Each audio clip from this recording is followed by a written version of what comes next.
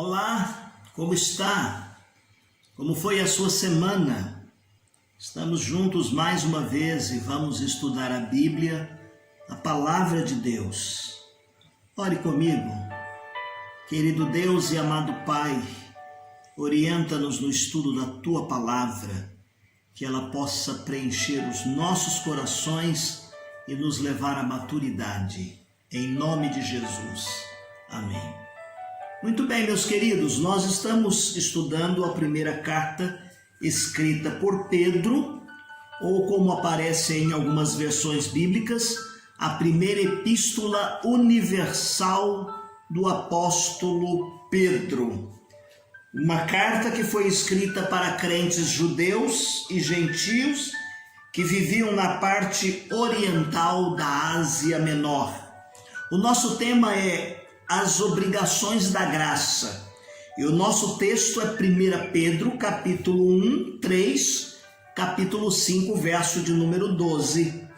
Bendito seja o Deus e Pai de nosso Senhor Jesus Cristo, que segundo a sua grande misericórdia, nos gerou para uma viva esperança pela ressurreição de Jesus Cristo entre os mortos, exortando e testificando que esta é a verdadeira graça de Deus, nela permanecei firmes, nela permanecei firmes. Hoje nós vamos falar um pouquinho a respeito do conteúdo da carta, da estrutura da carta escrita por Pedro. E eles sempre começam com uma saudação. Saudação esta que está no capítulo 1, versos de número 1 e 2, onde o autor se identifica como o apóstolo de Jesus Cristo. Ele não reivindica nenhum outro título para si, a não ser um apóstolo enviado por Deus a uma missão. Ele chama os seus leitores de peregrinos, porque eles são residentes fora da sua pátria. Eles estão em uma terra estrangeira. Isso é verdade. Em termos políticos, nós podemos ver que eles estavam longe da sua pátria. Também é verdade quando ele usa essa expressão para transferir e referir-se a termos espirituais. Quando ele diz que a nossa verdadeira cidade é no céu. A nossa cidadania pertence aos céus. Ele também usa a expressão dispersos. Isso tem a ver, meus queridos irmãos, com o fato daqueles crentes estarem espalhados, e ele vai usar desta figura também, usando a imagem de um agricultor, aquele agricultor que espalha a sua semente. Então, como crentes, usando uma expressão de Jesus lá em Mateus 13, 38, os crentes são a semente de Deus. E Deus vai plantar essa sua semente onde melhor lhe agrada, onde Ele deseja colocar e plantá-la. Isto vem sendo um resumo do plano da salvação. Nós somos escolhidos por Deus o Pai. Ele está nos dizendo que nós somos separados pelo Espírito Santo de Deus e somos purificados pelo sangue de Jesus Cristo. Escolhidos, separados, purificados. A primeira coisa que a lição nos ensina neste conteúdo, no capítulo 1, verso 3, até o capítulo 2, o verso de número 10, é a graça de Deus na salvação. Nós vamos repetir por inúmeras vezes aqui a palavra graça. E esse é o tema favorito de Pedro. Ele fala muito a respeito da palavra graça nesta sua primeira carta. Ele vai descrever aqui a graça como uma atuação na vida do crente. Ele vai dizer de forma prática que a vida do crente é uma vida em que ele enfrenta perseguições por causa da sua fé. E então ele vai encorajar os crentes a que perseverem, a que fiquem firmes. Então, a graça de Deus faz com que os crentes, primeiro, vivam em esperança. Está no verso de número 3 até o 12 do capítulo 1. Os crentes são encorajados aqui a passarem pelas provações como sendo um teste de fé. E uma fé que não resiste ao teste não é confiável. Não é confiável. Ele vai dizer, meus queridos, que a fé, o sofrimento pelo qual nós passamos, ela vai ter um período de tempo. Mas que a glória, a vitória, será eterna, será muito maior. Lembram-se de uma expressão do salmista, quando ele diz assim: o choro pode durar uma noite, mas a alegria vem pela manhã. Ele está dizendo, meus queridos irmãos, que é preciso viver uma vida de santidade. Está no verso de número 13 até o verso de número 21, quando ele usa no 15 e 16 a expressão santo. E aqui esta expressão santo significa separados por Deus e para Deus. E para Deus. Se somos filhos de Deus, precisamos almejar ser iguais ao Pai e viver como o nosso Pai deseja. Principalmente porque o preço pago na cruz por Jesus Cristo é muito alto e isso nos impulsiona a nos dedicarmos cada vez mais a Deus. Ele ainda continua falando aqui nesse capítulo 1, do verso 22 até o capítulo 2, o verso de número 10, que nós devemos viver em harmonia. Viver em harmonia. Se você ouvir uma orquestra, ela tem vários instrumentos, vários naipes diferentes, mas que quando tocada, ela traz harmonia e isso faz bem ao nosso coração e à nossa alma. Assim é a vida do crente. A salvação na vida do crente vai lhe trazer uma viva esperança, o desejo de viver cada vez mais uma vida de santidade, mas também viver uma vida maravilhosa de comunhão, como povo de Deus, como igreja e com o próprio Deus. A harmonia aqui soa como uma bênção cristã, uma bênção maravilhosa dada pelo Senhor, e aos olhos do Senhor isso é bem-vindo e é benéfico para a igreja, para os crentes.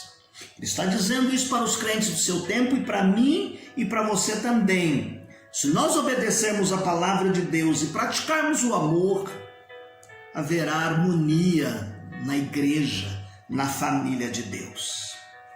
A segunda coisa que ele fala é a respeito da graça de Deus na submissão. Capítulo 2, 11 ao 3, 12. Novamente a graça vem atuando na vida do crente. Atuou para a salvação e ela capacita-nos para uma vida de submissão. A submissão quádrupla, vamos usar assim. Primeiro, capítulo 2, de 11 a 17, submissão às autoridades. Lembram-se, meus queridos irmãos, que havia perseguição aqui no meio dos crentes e eles ainda não haviam sido desafiados a viverem pela fé, se preciso colocarem a sua vida diante da morte ou não. Mas eles viviam em lugares e em províncias que eram mais tranquilas do que nas províncias imperiais. Então o conselho de Pedro é dizer assim: não contradiga as autoridades, não vá contra os poderes constituídos, salvo quando isso vier ferir a sua fé, interferir na sua fé. Fora essa interferência, submeta-se às autoridades e obedeça às autoridades. Ele também vai falar a respeito da submissão aos senhores, que em outras cartas anteriores nós vimos isso também. Os escravos se convertiam. Não é porque eles eram crentes, escravos, irmãos em Jesus Cristo, que agora eles não deveriam ser dedicados. Ele diz assim: trabalhem e se dediquem, prestem serviço como se fosse para Deus. Ao fazer a sua atividade, você está fazendo para Deus. Quer ver um outro tipo de submissão que ele vai falar aqui e que nós já nos referimos antes a esse tipo? Capítulo 3, de 1 a 7, é a submissão no lar. Tanto esposas como maridos devem viver e conviver em harmonia. Respectivos cônjuges devem viver em harmonia. E Pedro diz que esse relacionamento conjugal reflete na vida espiritual. Submissão na igreja. Capítulo 3, de 8 a 12. Essa forma de relacionamento que ele está dizendo aqui tem a finalidade de mostrar aos destinatários das cartas e da carta que houve uma mudança na vida deles ao conhecerem Jesus. E essa mudança é importante. Se antes havia divisão, se antes havia competição, se antes havia formas de agressões, agora não mais. Ele vai dizer que o crente foi chamado para viver uma vida construída a cada dia e ele precisa ser submisso também no seio da igreja. Em terceiro lugar, a graça de Deus no sofrimento. É a graça de Deus na visão de Pedro que capacita os crentes para enfrentarem o sofrimento. O sofrimento que nós passamos hoje talvez nem se compare aos sofrimentos que eles passavam lá atrás, mas todo tipo de prova vai fazer com que nós sejamos vitoriosos, porque no meio da prova ou da provação, e muitas vezes elas são necessárias, elas nos vão parecer com Jesus Cristo. Olha que comparação maravilhosa que ele diz aqui no capítulo 3, de 13 ao 22. Façam de Cristo o Senhor das vossas vidas. Deve ser Jesus Cristo o exemplo e o incentivo para vocês perseverarem na aflição, no sofrimento. Jesus só atingiu a glória após ter passado pelo sofrimento, pelos momentos difíceis da sua vida. Então, tenha uma atitude como de Cristo. Enfrentem o sofrimento, as provações. Se identifiquem com Ele. A vida é muito breve, passa tudo muito rapidamente. Uma outra coisa que o sofrimento faz e fazia, está lá no capítulo 4, a partir do verso de número 7 até o 11, unifica a igreja, une a igreja. Ele também nos ensina a glorificarmos o nome de Cristo. Verso 12 até o 14. Em lugar de ficar lamentando, de ficar lamuriando, alegre-se pelo fato de o sofrimento nos tornar participantes da glória de Deus, da glória de Jesus Cristo. E ele diz assim que a graça de Deus no sofrimento faz com que nós permaneçamos firmes, aguardando o retorno de Jesus Cristo. Enquanto ele não volta, nós vivemos uma vida de exemplo. Exemplo como liderança, exemplo para os mais novos, exemplo de humildade, de sobriedade, e esse deve ser o padrão e conduta cristã. Dependam da graça de Deus.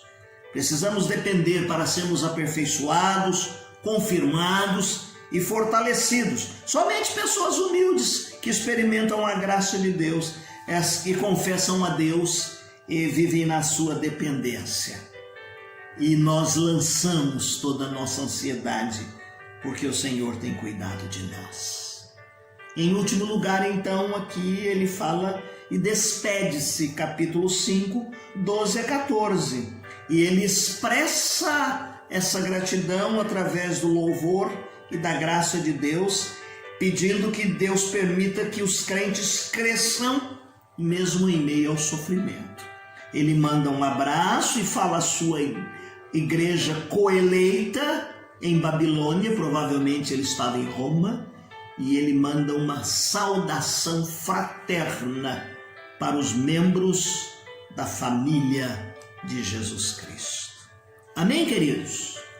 Hoje nós paramos por aqui. No nosso próximo encontro nós vamos falar a respeito da mensagem de 1 Pedro para a igreja hoje.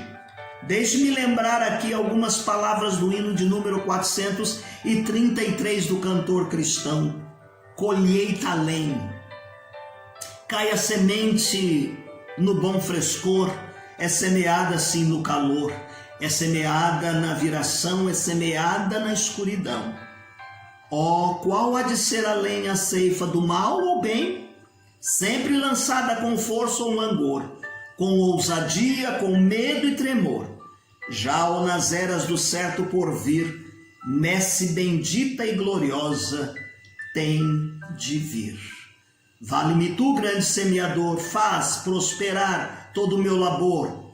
Quero servir-te, meu Rei Jesus, quero contigo ceifar em luz. Sempre lançada com força ou langor, com ousadia, com medo e tremor. Já ou nos dias do certo porvir, messe bendita e gloriosa tem de vir. Deus te abençoe. Não deixe de fazer as leituras diárias que vão aparecer aí no final da nossa transmissão, tá bom? Porque elas te levam a ler a Bíblia diariamente e também você está sintonizado com os assuntos que tratamos aqui nos nossos encontros. Tenha uma semana feliz e abençoada.